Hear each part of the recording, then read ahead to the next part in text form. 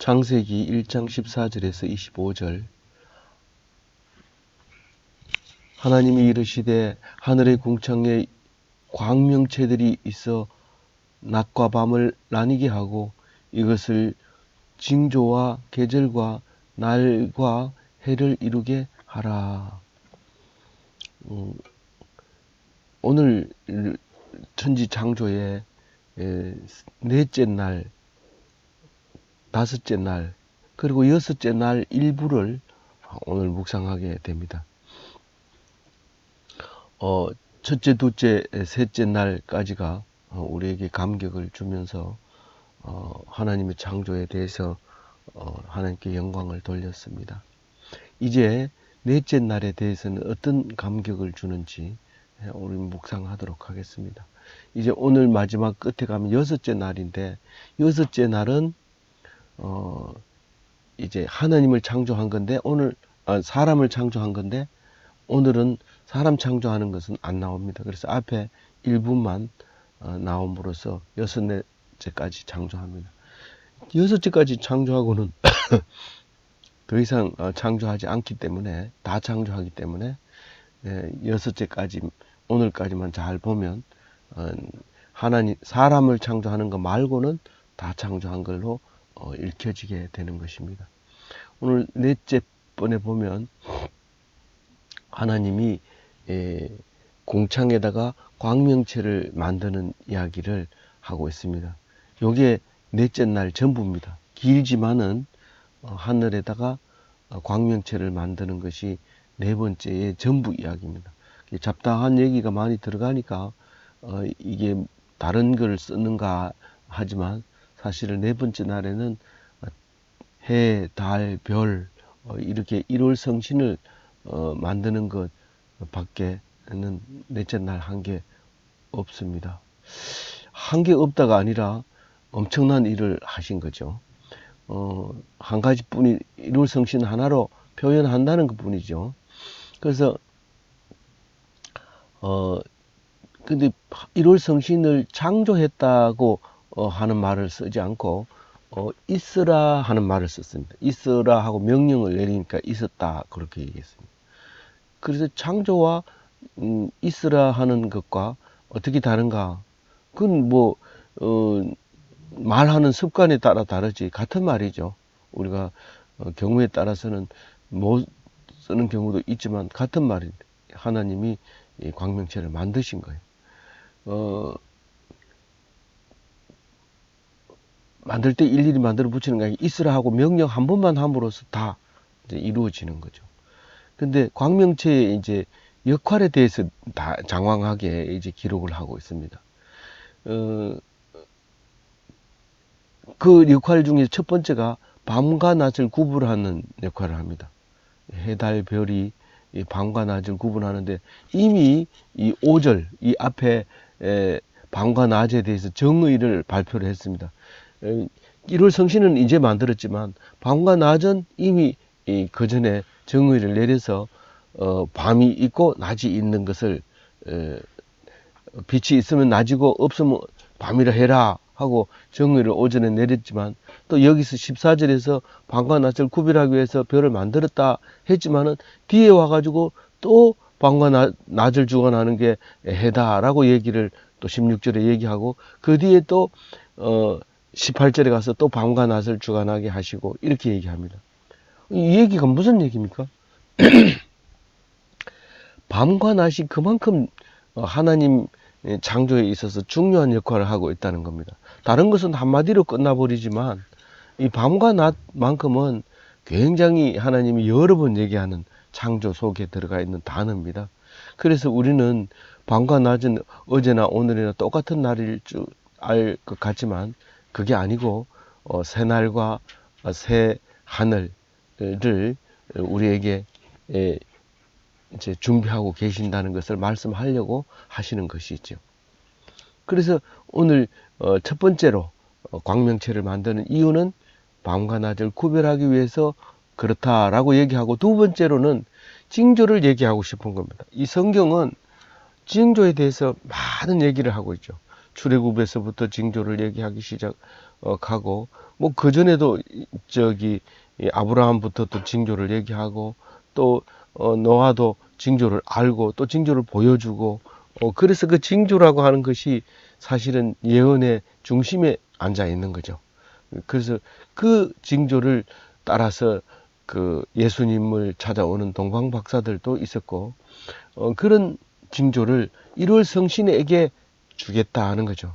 그래서 바람이 어디서 부는지, 내일 아침에는 추울 건지, 아니면 비가 올 건지, 저녁 노을이 질 건지, 이런 1월 성신을 보고 예견하도록 그런 역할을 하게 해 주십니다. 그리고 우리는 또 쉽게 간과할 수 있는 말이지만, 그 1월 성신이 계절을 만들어 줍니다. 추운 겨울도 만들고 여름도 만들고 날을 만들어 줍니다. 오늘 27일인가? 오늘 1월 2일이구나. 이렇게 하면서 날을 알아보는 것도 1월 성신이 가르쳐 주는 거지, 밤과 낮을 아무리 하나님이 창조해 놓고 설명해도 못 알아보는데, 그 해와 달을 보고 알게 됩니다. 특히 달은 음력을 알게 해줍니다. 요즘은 시계나 이런 것들이 발달이 돼서 보름달이 뜨면 동그랗게, 초승달이 되면 손톱만하게, 달이 안 뜨면 깜깜하게 이렇게 표시하는 시계들이 있지만은, 그 1월 성신이 다 날을 주관하게 해주고, 또 사계절을 다시 돌아올 때는 그걸 한 해라고 해서 해가 생기게 해줍니다. 그러니까 연도가 생기게 해준다 이 말입니다. 그리고 15절에 보면 가장 우리에게 성경이 바탕이 되는 복종이 나옵니다. 이 복종이 뭐냐면, 하늘에 있는 궁창에 있는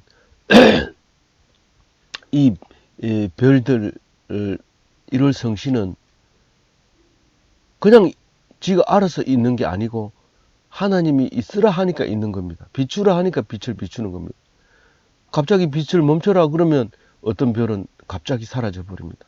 그것은 우리가 학자들이 얘기하는 별의 수명이 다 됐다, 그렇게 얘기를 하고 있는 거죠. 근데 이 광명체들이 하나님 말씀을 듣고 제자리를 딱 지키고, 해는 꼭 하루에 한 번씩 뜨고 달도 하루에 한 번씩 뜨지만 약간 삐딱하게 떠서 어떤 데는 뜨기도 하고 어떤 데는 안 뜨기도 하고, 그래서 달은 하나님 말 안 듣는다, 뭐 이렇게 얘기하면 안 됩니다. 하나님은 그렇게 하도록 만들어 놨습니다. 사람도 마찬가지죠. 저 사람은 지멋대로 산다, 그렇지만 하나님이 그렇게 만들어 놓은 거죠. 그러니까 그걸 함부로 얘기해서는 안 되는 이야기죠. 근데 가장 중요한 건 뭐예요? 온 천지가 하나님 말씀을 듣는데 우리는 하나님 말씀을 안 들어요.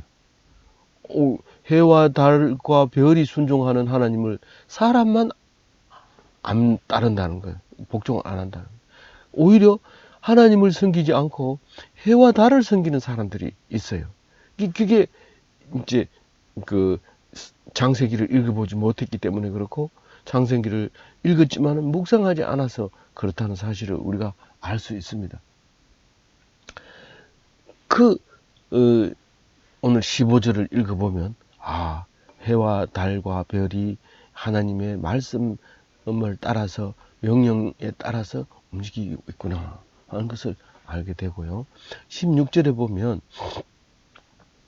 이제 해, 달, 별을 말하는데, 해라는 명명을 안 했어요. 여기서는 그냥 앞에 것은 얘기를 했지만은, 광명체라고만 얘기했지만 해, 달, 별은 우리가 알고 있기 때문에 말하는 거지 말을 안 합니다. 아직까지.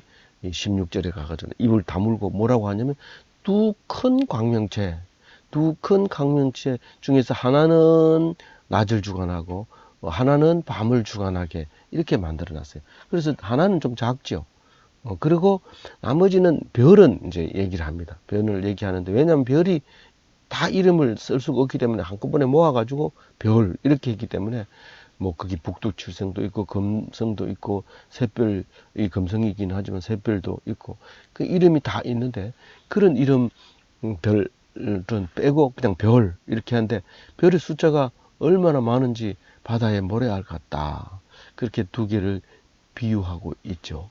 근데 17절에 보면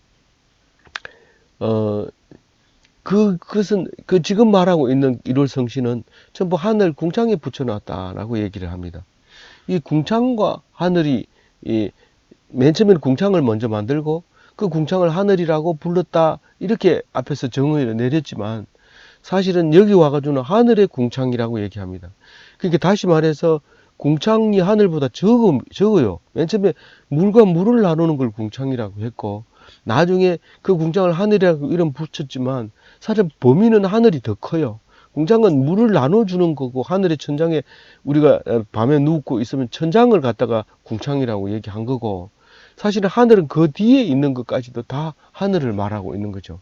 그래서 나중에 이게 점진적으로 이제 바울한테 와서는 삼청천이라는 말을 하게 되고 그 이후에도 칠청천이라고 얘기를 할 정도로 하늘에 대해서 굉장히 발달을 하게 되고 또 거기 위에 하나님이 그 위에 하나님이 계시다 하는 것을 우리가 말할 수 있게 되죠.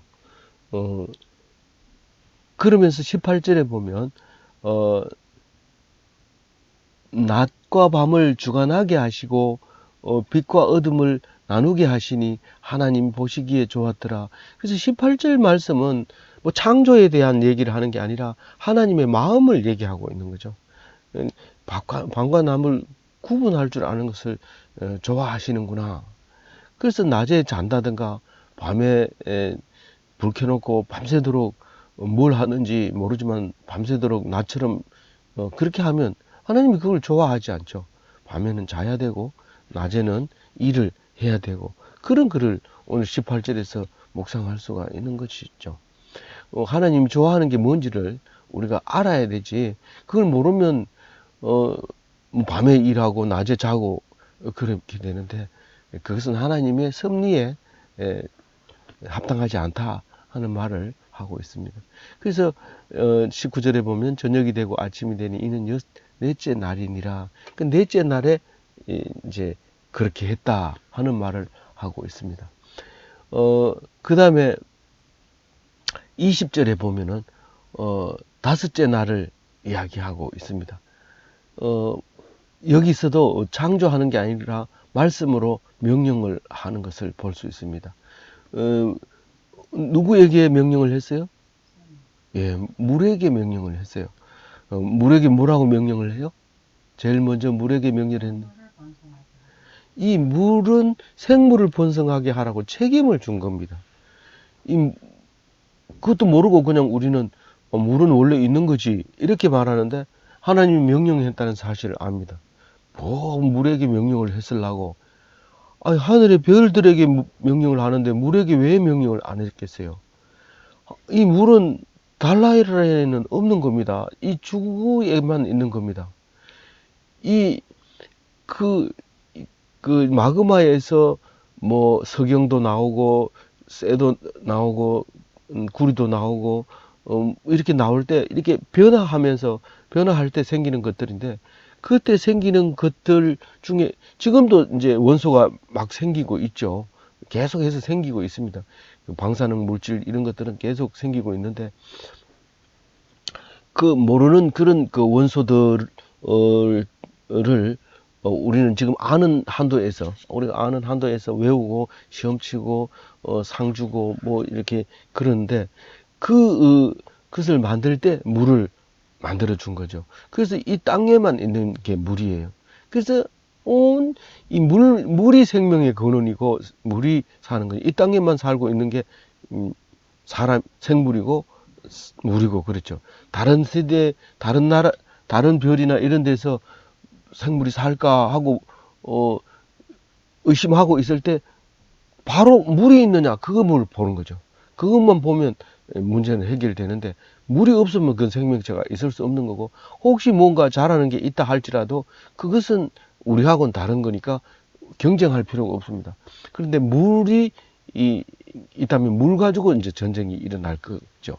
땅 위에서도 물 가지고 전쟁이 일어나지만 이제 스타워즈가 일어난다면 그건 다른 게 아니라 물과 물로 싸우는 것이 될 겁니다. 그래서 물이 생명의 근원이고 그 물에 대해서 네가 생명의 근원이 되라, 네가 번성하게 하고 살게 해라 하고 명령을 했다는 사실을 오늘 20절에서 우리가 우리에게 말하고 있는데, 빨리 읽으면 못 알아듣죠. 왜 그러냐면 새하고 같이 얘기하기 때문입니다. 새를 어떻게 하라고 그랬어요? 번성하라. 물은 생물을 번성하게 했고, 그 다음에 새들은 번성해라는 거예요. 그런데 20절은 번성해라는 얘기가 아니라 하늘 날아라 이런 겁니다. 그러니까 생활 범위를 만들어 준 거죠. 사람은 땅 위에서 살지만 새는 하늘에서 살아야 됩니다. 딴 데 가가지고 물속에 들어가거나 이렇게 하면 반칙이 있죠. 그렇게 하면 안 돼. 물론 고기 잡으러 물속에 들어가는 새는 상관없지만, 또 알을 낳기 위해서 땅 위에 내려오는 새는 상관없지만 하늘에서 살도록 범위를 정해놨어요. 그게 20절이고 21절에는 보면 이제 큰 바다 짐승들, 그리고 물고기, 그리고 날짐승, 그게 21절에 다 나와 있어요. 물고기하고 날짐승하고 붙여가지고 이렇게 말을 만들었을까? 그건 모르죠. 모르지만 앞뒤를 이렇게 보면 뭐 그 붙여놨다고 해서 이상할 건 없어요. 왜냐하면 땅에 생존하는 건 따로 빼고 하늘과 물 속에 있는 거를 따로 빼고 이렇게 하다 보니까 21절에 모여 있는 거죠. 그래서 물고기를 창조했는데 큰 물고기는 이름이 안 나와요. 우리가 기껏해야 물 속에 있는, 바다 속에 있는 리오야단, 용이죠. 보지는 못했지만 엄청 크기 때문에 보지는 못했지만 리오야단이 있다고 생각하고, 좀 큰 바다 물고기 중에서 요나가 들어갔던 그 물고기인데 그게 상어일 수도 있고 고래일 수도 있고 뭐 그렇지만 어쨌든 큰 물고기가 있었습니다. 그 밖에 모든 수중 생물들을 이제 창조했다. 종류대로. 그 종류대로 했다니까 모든 거 다 창조했다. 그때 끝이다. 이렇게 하지 않고 성경은 종류대로 하나하나 그를 다 눈도 조그만 게 있고 아주 작은 게 있고 이랬는데 그거를 종류대로 다 우리가 볼 때는 뭐 대충 만들어진 것처럼 보여지지만 질서와 계획으로 만들어졌다는 말을 21절에서 하고 있습니다. 하나하나씩 종류대로. 그리고 모든 날짐승을 다 창조했다. 그게 물짐승과 날짐승을 창조해놓고 보기에 좋았더라. 그렇게 얘기합니다. 우리가 어항에다가 물고기를 넣으면서 딱 넣어놓고 쫙 이렇게 바라보고 씩 웃는 모습하고 같은 모습을 볼 수 있겠죠. 새장에다가 인구 한 마리를 탁 이렇게 이렇게 넣어주면서 이 새장에다가 딱 넣어주면서 그 새가 짹짹짹짹짹 거리는 것을 보면서 좋아가지고 씩 웃는 그 모습을 우리가 21절에서 보여주게 됩니다. 하나님이 좋아하는 게 어떤 건가? 물을 보면서, 물고기를 보면서 생각하고, 또 새장의 새를 보면서 또 그렇게, 또 새장이 아니라 산에 있는 새들을 보면서 그렇게 느껴지는 21절입니다. 22절에는 무슨 말씀을 하고 있습니까?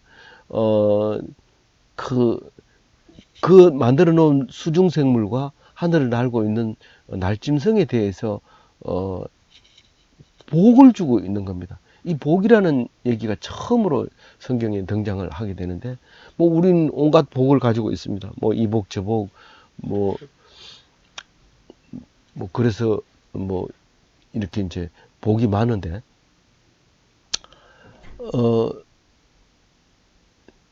여기서 말하는 22절에 말하는 것은 수중생물과 날짐승의 복을 말하는 겁니다. 그 복은 딴 게 아니고 오직 생육하고 번성하는 겁니다. 새끼를 자꾸 낳는 거지만 또 새끼가 안 죽고 가득 차게 살아가는 것을 복으로 알게 됩니다. 그래서 수중생물은 바다에 가득 차게 됩니다. 크기 그 동영상을 보면 바다 밑을 촬영한 거 보면 크기 멸치대가 다닐 때는요, 바다가 색깔이 바뀝니다. 멀리 하늘에서 봐도 색깔이 쫙 바뀌고, 고래는 그 소리를, 멸치가 다니는 소리를 딱 알아듣고 찾아가서 이제 거기 먹는 것을 볼 수 있는데, 그 바다의 충만한 번성이죠. 그리고 땅 위에서도 번성하게 되어 있습니다. 그래서 그 하늘의 새들도 누워 있으면 항상 하늘 속에 새들이 날아가는 모습을 볼 수 있는데, 다른 말로 표현하면 충분하게 해라. 새들이 살아가는데 충분하게 해라. 이 새들이 하는 역할은 맞습니다. 곡식이 나달이 떨어진 것도 적당하게 수거해 가고요. 뭐 짐승의 그 시체들도 빨리 치워주고요. 그래서 하늘에 나는 새들도 굉장히 중요한 역할을 많이 합니다. 특히 이 청소를 많이 하죠. 23절에 보면 그게 다섯째 날이었다라고 얘기를 하고 있습니다. 왜 저녁이 되고 아침이 되니 이 말을 계속 한다고 말씀드렸습니까? 우리는 일곱째 날을 기다리고 있는 겁니다. 힘들고 어렵지만은 일곱째 날을 카운트하고 있는 겁니다. 그래서 창조 첫날부터 카운트하기 시작을 해서 6일째 되는 날을 기다리고 있습니다. 어떻게 하나님이 능력이 없어서 한꺼번에 안 만들고 6일을 나누어 했겠습니까? 아니면 우리가 생각하는 그 한 날이 딱 그 날을 만들었다고 생각하겠습니까? 그러나 이 성경은 그렇게 말함으로써 일곱째 날을 카운트하기 위해서 만들어 놓았다는 겁니다. 그래서 23절을 읽으면서 야, 이제 하루만 더 일하면 쉬겠구나. 그래서 말하자면 이게 프라이데이가 되는 거죠. 여기 23절까지가 23절 말씀은 프라이데이가 끝났다. 저녁이 됐다. 이제 그리고 아침이 또 오면 다음 창조한다. 이 말을 23절을 얘기를 하고 있는 거고요. 이때 당시에는 토요일이 안식일이었기 때문에 이게 목요일이 될 수 있는 거죠. 그래서 그 안식일 전날이 이제 시작됩니다. 24절부터. 안식일 전날이 24일부터 시작되는데 24일 날에 오늘 묵상에는 사람을 창조하는 게 안 나오지만 이제 내일 묵상하는 인간 창조가 나옵니다. 그런데 사실 날짜로 따지면 이게 목요일이 될 수도 있고 지금 시대로 따지면 금요일이 될 수도 있습니다. 그런데 첫째 아담을 목요일, 금요일 이 양일 중에서 둘 중에서 하나를 이 성경대로 하자면 이제 금요일 날 창조를 하게 되죠. 아, 맞나요? 안식일 날 쉬니까 금요일 날 창조하게 되네요. 그런데 이제 예수님은 그 금요일 날 십자가에 돌아가십니다. 첫째 아담도 금요일 날 창조했고 둘째 아담도 이제 그 금요일 날 이제 무덤 속에 있게 됩니다. 그래서 이제 안식일 날 우리가 말하는 안식 후 첫날 주일 날 부활하게 되는 이야기가 나옵니다. 근데 그 여섯째 날 사람과 같이 창조한 것이 무엇인가 하고 들여다보면 집짐승 만들 때 기어다니는 길짐승, 그 다음에 덜에 있는 덜짐승. 근데 길짐승이라는 말은, 우리가 쓰는 말은,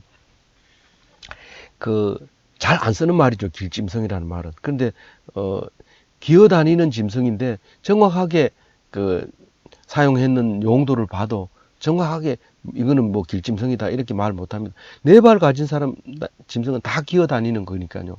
그리고 덜에 있는 것도 다 네 발이 있기는 하지만 날짐승만 두 발과 두 날개를 가지고 있는 거지 덜짐승들은 거의 다 네 발을 가지고 있고 이 길짐승도 사실 엄밀히 따지면 기어다니는 짐승은 네 발을 가지고 있는 겁니다.